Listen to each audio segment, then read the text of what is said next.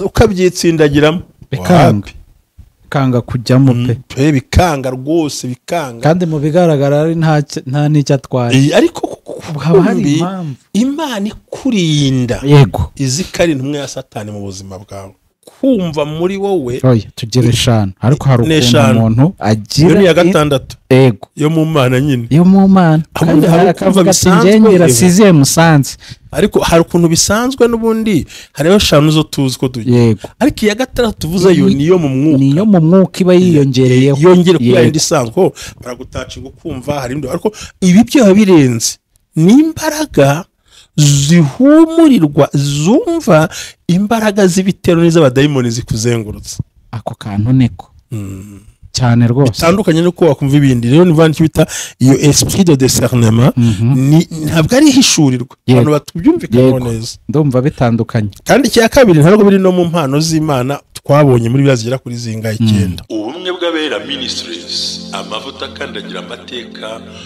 ubuzima bugahinduka mwiyerekwa ry'umushumba Reverend Mbabazi Jean Baptiste ubwo yasengaga Imana yamuhishuriye abantu benshi batsikamiwe n'amateka mabi Imana yamubwira ngo genda ubasuke amavuta ubuzima buhinduke nabo bahindura ubw'abandi ubumwe bw'abera ministries ntabwo ari idini nta nubwo ari n'itorero n'umuryango wakira buri muntu wese akabohoka buri muntu wese mu itorero abohejejwe muri byo ubumwe bw'abera ministries amavuta akangira amateka ubuzima bugahinduka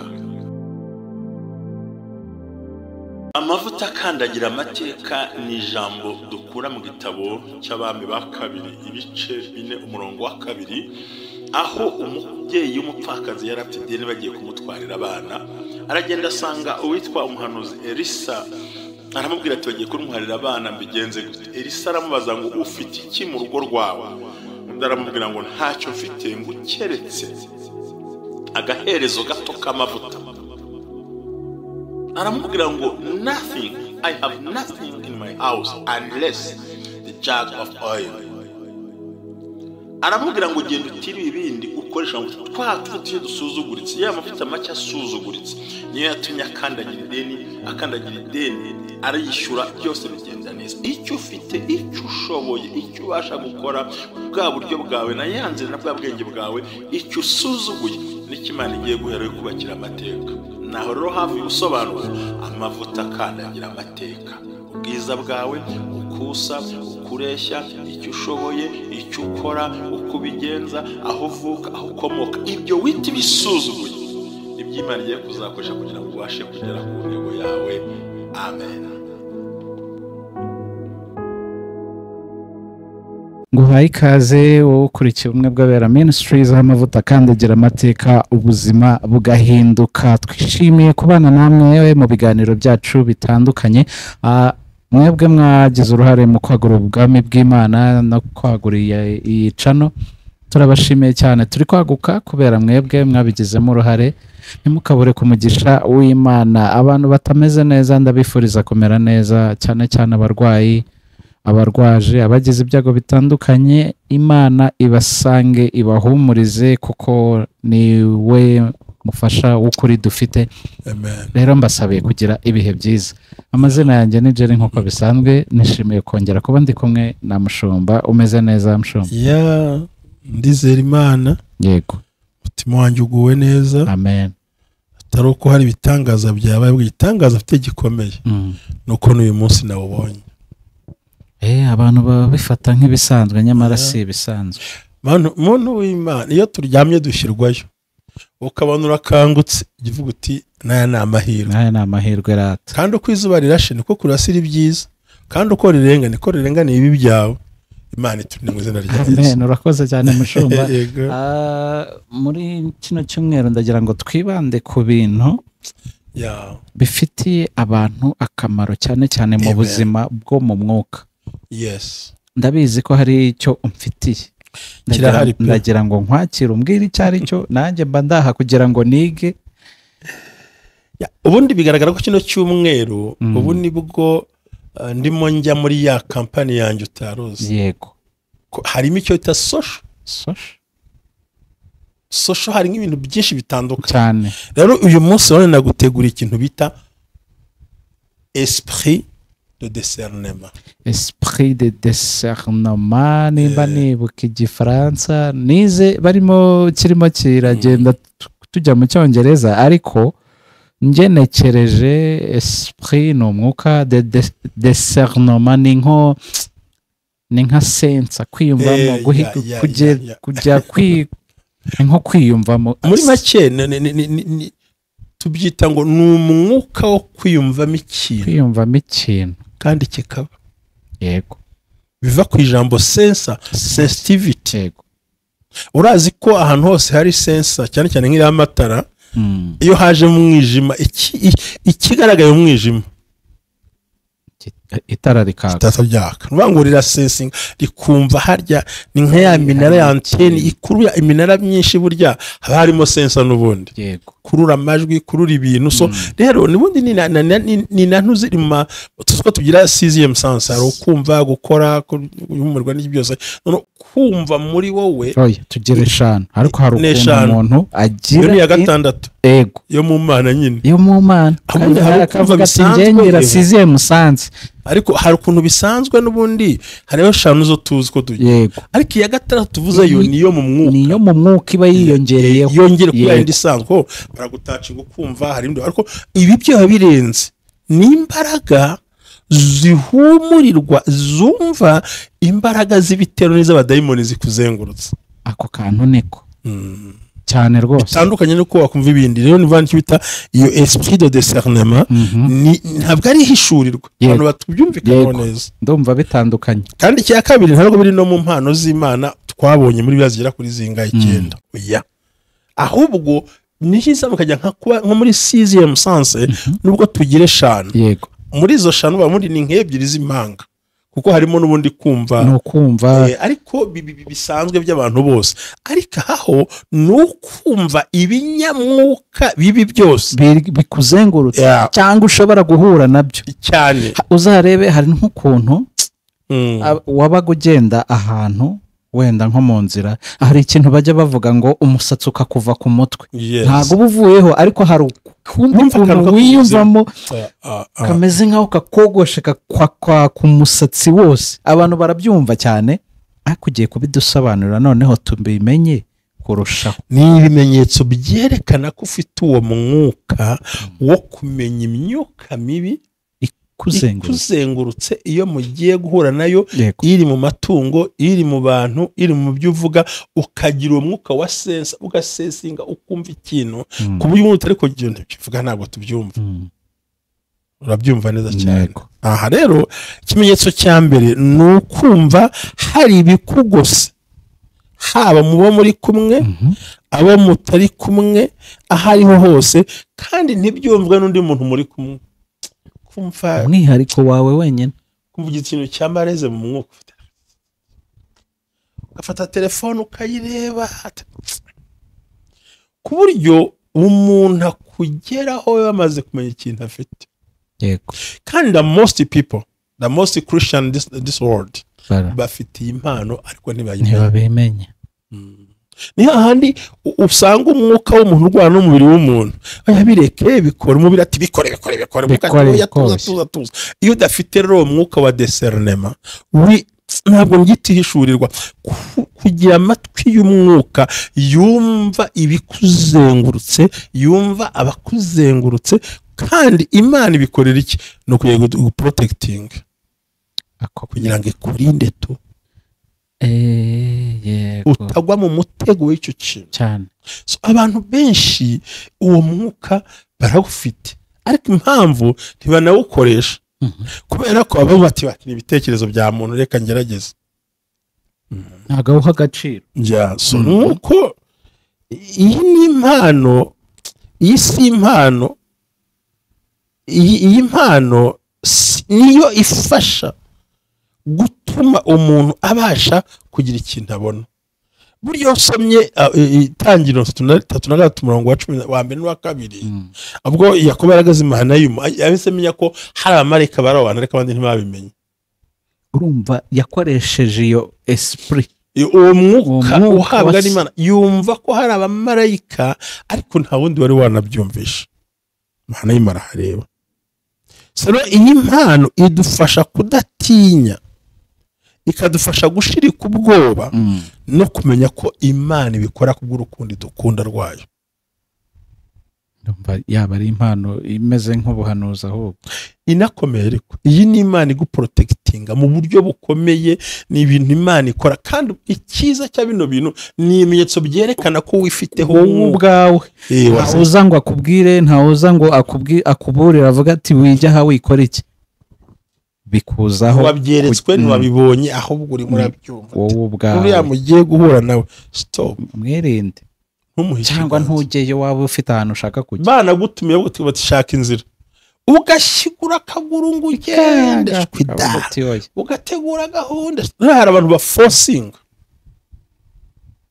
Icyo kintu nicyo nagira ngo tuze kugera forcing. Uwo mwuka nimba ukubujije inzira runaka wiyicamo wijya ha abantu ba forcing ngo ya ngo barandeba bate baranyumva bate bareka ngende. Ngewe nzi abantu benshi bagiye bakora impanuka Imana yabujije kugenda, akumva muri we ntabwo yagenda, ntibimurimo. uwo niwo wa mwuka ari kumva impumuro y'ibyago, kandi noneho akumva rwose birazenze mu mutwe, akanga forcing kubera telefone, kivuga ati ugeze he ngwino, akagahora nako. So rero bidufasha gutinyuka, ariko ibi bintu bitandukanye niyerekwa. Yerekwa ni vision, ni ibintu ureba, ariko ibi ni umwuka wo kwiyumvamo kandi ukumva nibyo.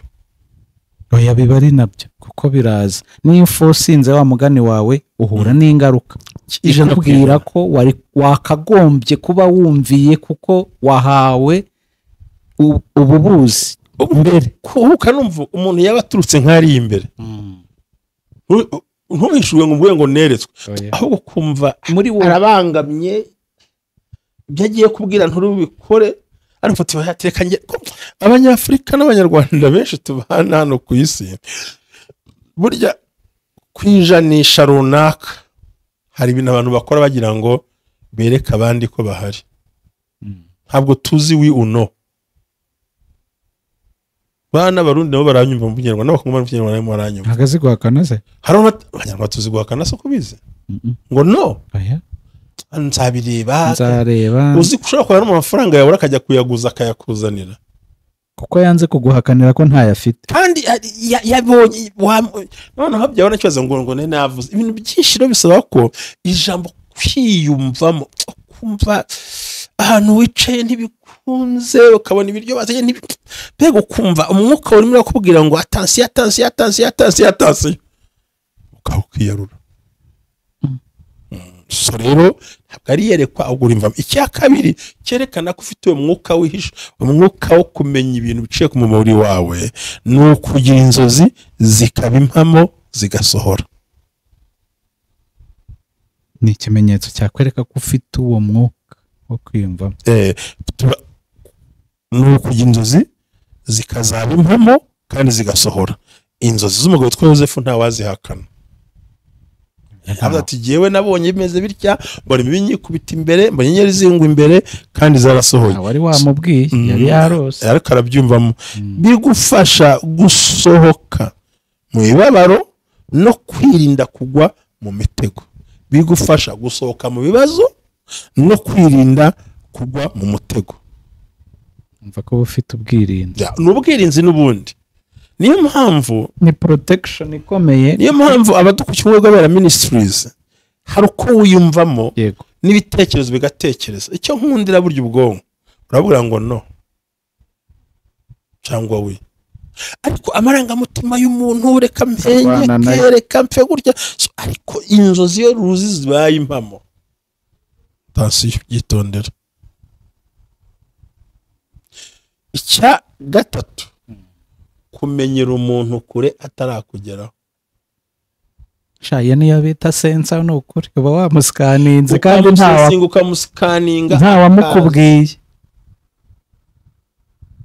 Urumva ajya kukugeraho amakuru yose uyafite. Wamwihoreye. Amwihoreye. Kumva muka yavuga ibintu ukumva ntibivamo ukamureba ukamubwira kubera iki uwo izo mbaraga turimo tuvuga wowe uzibitsemo. Yego. Mushomba wavuze ko abantu bose bagira iyo mpano ariko kukidakora ku bantu bose kandi buryo bose bayifite. Nicyo cyiza cyuko nanjye nahagaze hano kugira si abantu basobanuke. No kuvuga ngo icyo gihe rero kumenya umuntu ukuri imbere no kuri hafi no kuzengurutse bidufasha kubavumbura. nta wakuriye urwara ngo akongorere ngo dore uriya umwirinde, ahubwo nguriya wambaye umutuku ngo umwirinde. Oya, Imana ubwayo wa mwuka yasensa ikuriho. Buriya unashobora kutaguhamagara ugatura phone ukayireba sinyifashe ngo nitabe kana kindi kibazo. Umuntu aba atinda gushaka kumva imbaraga biranze, ntushaka kujyayo aho gushaka kumva uriyumvamo ko umuntu ari umuntu runaka ari ibirunaka, kandi koko wareba neza ugasanga bya bindi watekerezaga n'ibyo magenda azana tubamenyera kuri aho. Kandi uko baza scan kubera sense ufite sense asha ibikora kugira ngo iduprotecting, iturinde, itukiza abantu babi. Niyo mpamvu duhabwa uwo mwuka wa discernement ko tubashe guhagarara, bamenye uko witwara nuko wigengesera. Oya mwuka rwose kandi Imana iwuhe n'abatafite ubutunga. Iwuduhe nanjye hari igihe bijya biba byo. Mushomba, hari ibintu nanjye bijya bimbaho, sinzi nimba nayita esprit de discernement. Wenda nshobora kuba ndi gutaha cyangwa ndi kugenda mu muhanda runaka, nkumvamo ijwi rimbwira ngo nyura muri uyu muhanda cyangwa se ahantu ntuhanyure. Ibyo byaba ari na oya ahubwo wowe wiyumvamo nta nijwi. Yego, iyi ni connection, ni ikintu gifite connection n'Imana. Kwiyumvamo ntabwo kuvuga ngo iyo uvuze ngo niyumvise numvijwe, oya byo ni ijwi ry'Imana. Ahubwo we wiyumvamo muri wowe kumva ari umubiri, ari amaguru, ari ubwonko, kumva ibyo bintu rwose ntibirimo byinjira muri wowe imbere, ukiyumvamo guhita bikomereza. Nicyo bita kwiyumvamo, kwiyumva, feeling. Umubiri, umwuka n'umubiri bisesinga wa muntu ko twaye ko ni sensitive. Yego, nk'uko antene kururi amarezo yose ukamwiyegereza ugahita umenya ibintu uko bimeze, ugavuti ndumva inzira ariye kandi wacamo ukaba successful. Umuntu akaba yaza no mu buzima ngo umugire inshuti ukagerageza ukabyitsindagiramo bikanga kujyamo pe bikanga rwose bikanga, kandi mu bigaragara ari nta n'icyo atwaye, ariko haba hari impamvu. Imana ikurinda, yego, izi kari ntumwe ya Satani mu buzima bwawe, naho we mu maso y'umubiri ntiwabimenya. Unabari ako wakumvise cyane. The love of God presence, cyangwa urukundo rw'Imana. Urukundo rw'Imana kuba ruboneka muri wowe. Urukundo rw'Imana rukaboneka, ukamera nka Meshaki na Abedinego batumva rero kutubwire mwami naho tadukiza ariko yibasha nyine kudukiza kandi n'bitanabikora nta mpamvu yo gupfukamira. Uko bengeze itandura ntibacika intege bati mwengeze zo mushaka zose ngo turi guhinduke. Kumva urukundo rw'Imana rukuzuye, burya haraho tugera ahantu hanyumve neza ukumva ukunze Imana ariko mu rwego ruri hasi.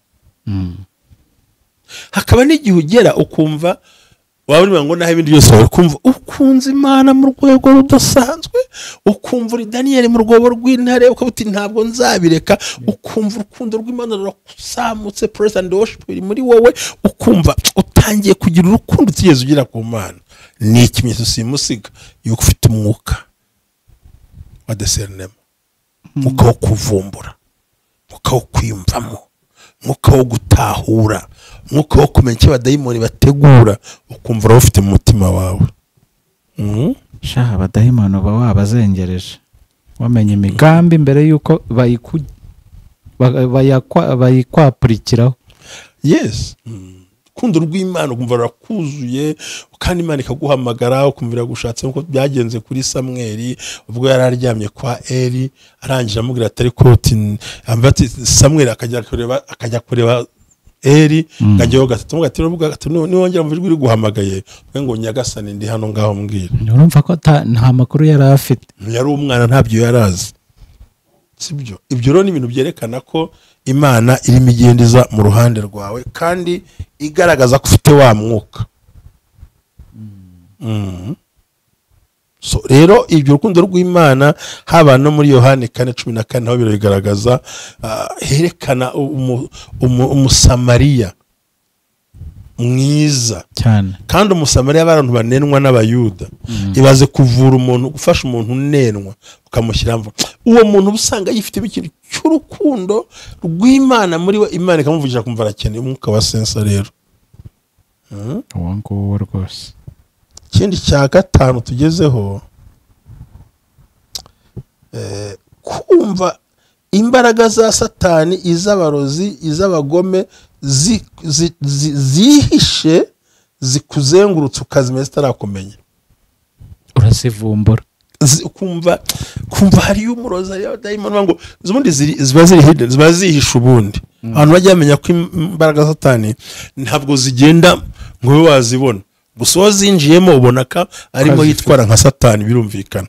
Ariko ahangaha wumva ufite imbaraga zo kumva imbaraga Satani zihisha iruhande rwawe n'izo dayimoni. Bango nta muntu wagukorera ikibi kuko deja wamaze kugira sensa yawe mu mwuka, rimwe akubwira ati attention, ugahita umubona.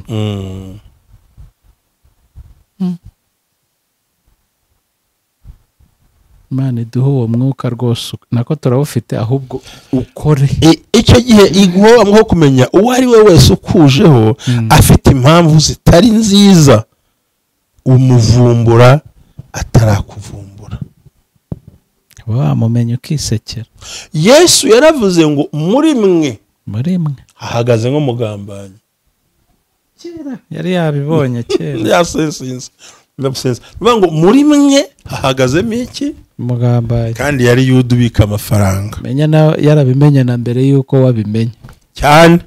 Bari no kwisangira rya bati babaterwa tubwire uwo kugambanira atuwo duhurize intoki kumbe barahutangira aragenda.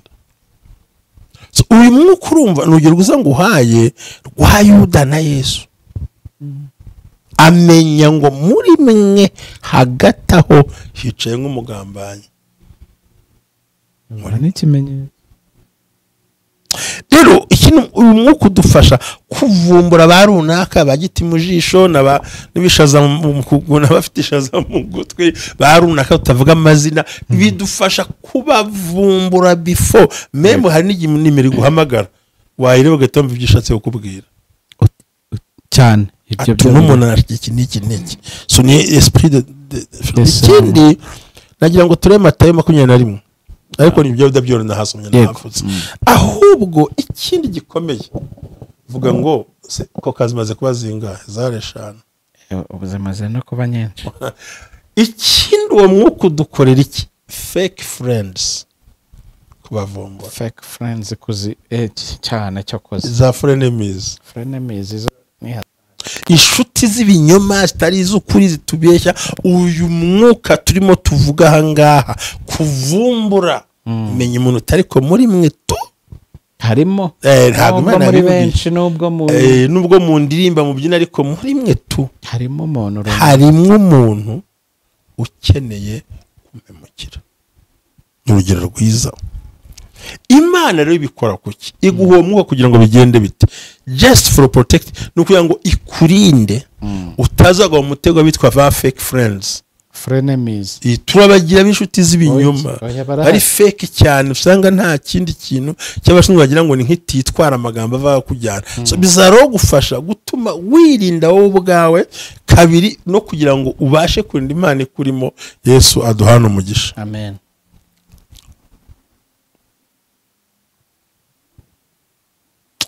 Ibintu bashaka kwicara neza n'uko mbivuge neza ibintu ni ibintu byo kwitonderwa cyane.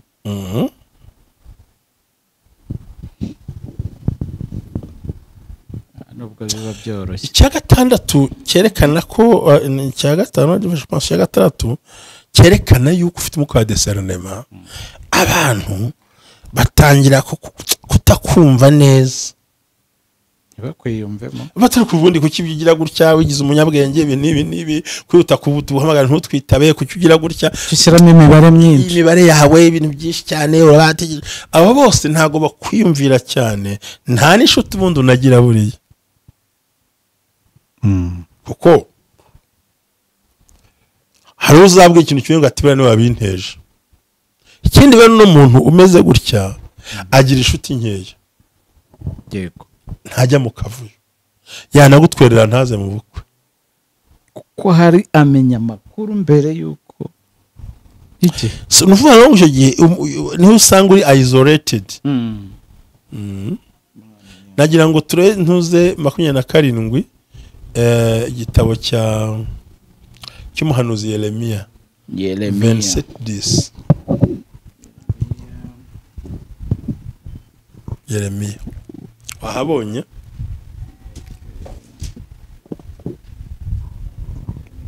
this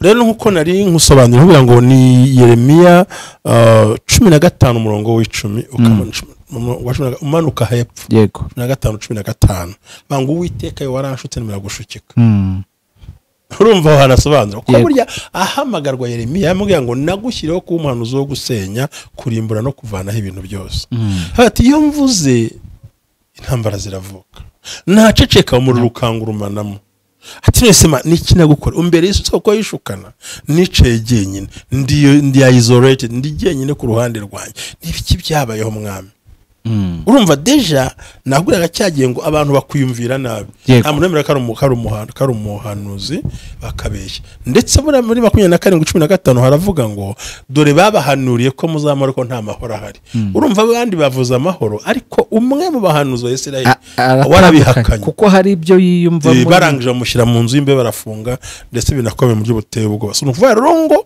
buri gihe bati ni kosa kinagukoreye kumva uri wenyine alone uri wenyine abantu bakuretse ubundi yavuga akahitamo kubita inshyi uravuga iki atavuga muri rukagurumana ativuga ikintu n'ikimenyetso cyerekana yuko uriho umwuka wa discernment kuba utabasha kuvuga ibyo abandi bavuga kuko hari ibyo wamenye kandi iyo batabasha kubona ufite sensa cyane ikindi ni ukwiyumvamo gufasha abantu ukumva ukeneye gufasha ukumva wafasha hari n'abafasha bagasigariraho kumva kandi abantu bafasha cyane n'ubundi babara cyane n'ubundi ariko banakubabaza ukumva ntuzabihagarika ukumva biracyagumyeho kumva njya numva kuri YouTube baregana ngo nakoze ndabatika nashaka tware n'ibindi jewe nibukara umugabo umwe bigeze gufunga bijyanye n'amafaranga ngo y'amaturo umubyeyi umwe arambwira yari 1,700,000 arambwira ati nubwo ampagarara imbere ntabyo navuga icyo yambwiye ko naragikoze ibyo birarangiye amayero 1,600 gutyo aho ngaho nta by'ibimenyetso we nta navuze kuko we yifite bari abantu bagira gufasha hahandi n'imijya bati urakabya nawe ntacyo usigara nabi rukini biki ariko by'ukuri akaba afite akumva muri we aracogoye akumva akwiye gufasha akumva nubwo bibishya ariko kumva ukabona muri saleri cyangwa byo akora bati ibi nzabiha abantu nta mugireho inama yakwicara ati ndumva nkwiye kubikora gutya yego ngiyo umwuka wa discernment rero kandi ukumva rwose muri we imbere wabikora wabigira neza bakubwira nabi bakubwira gute bagucogoza bakunaniza utari ko rero ikintu ntabwo nakihorera ndumva ngomba kugikora sibyo none se mushumba uyu muntu wisanzemo ibi bimenyetso abasabwa iki nuko kumvira icyambere n'ibimenyetso maze kubyiyumvamo ni ukumenya ngo imana ibiguhaye kubera iki? Icyambere ni ukukurinda, protection yawe bikenewe, ni ukubuza kuzabazwa n'abo bantu, kandi Imana ifite umugambi mwiza wo kuyikorera. Nta kindi kintu wakora, umvira. Ni umva uyumvisemo ko umuntu ati ko numva kanaka namuha nka 5 ashobora kuba yaburaye, niba yafite ibizinzika sendinga, biba ari iby'ibyo wiyumvise cyane, kandi ugasanga byo ni ukuri. Ibi rero bisaba ko nta kindi yakora, ni ukubyumva. Ikintu gishobora ibindi bintu byose ku isi ni isengesho sha rigira imbaraga iyo turi imbere y'Imana. So urongera ngo abantu barabyumvise, ni ibimenyetso bimwe byerekana ko wifiteho umwuka wo kwiyumvamo, esprit de discernement, cyangwa se ubyuba ngo ni uburyo kiwumva ibyo abandi batumva, kandi ukabona n'ibyo abandi batagenda babona muri ubwo buryo. Cyambere ni ukumva imbaraga zikugose, kabiri n'inzozi zibimamo, gatatu ni ukumenya umuntu akiri kuri atarakumenya, kane ni ukwigaragaza ko urukundo rw'Imana mu buzima bwawe, gatanu ni ukumva imbaraga zo kumenya ko hari dayimoni abarozi n'abagome bakuzengurutse batarakumenya, batarakubona. Icya gatandatu ukunze kubaho uri wenyine, witurije, kumva uri wenyine, abantu bagusize ukayoberwa ibyo ari byo, ariko burya Imana ibishaka. Icya karindwi rero ni ukwiyumvamo gufasha kandi ntabwo gufasha gusa mu buryo bw'amafaranga, hari n'amarangamutima n'ibindi byose, nibwo byose be ukabona umuntu ari courage, afite courage yo kugira afasha abantu, undi ni courageuse bafasha abantu, ukabona muri we n'ubwo hari ibindi, ukabona ntibimuvuna, mbega biravunanye ariko nta bitindaho, ntaga bitindaho. Ibyo rero ni ibimenyetso simusiga byerekana ko impano yo kuvumbura iyo myuka uyifite, kandi ubwo uyifite nawe ugomba guceceka no kumenya kwirinda kugira bitazakuzaho ingaruka. Imana ihumuje mu izina rya Yesu Kristo. Urakoze cyane mushumba. Amen. Shalom.